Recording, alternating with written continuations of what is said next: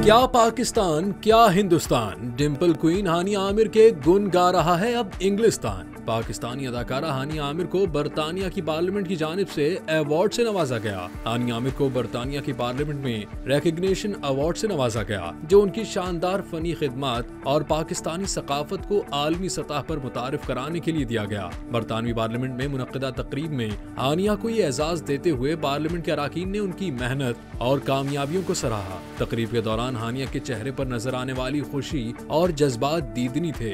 एक वीडियो में जब उनके लिए तारीफी कलमात बोले जा रहे थे तो हानिया ने मुस्कुराते हुए कहा, मैंने अपनी जिंदगी में इतनी तारीफें कभी नहीं सुनी। मेरी सिर्फ यही ख्वाहिश है कि मैं पाकिस्तान का नाम रोशन करती रहूं और अपने मद्दाहों को एंटरटेन करती रहूं।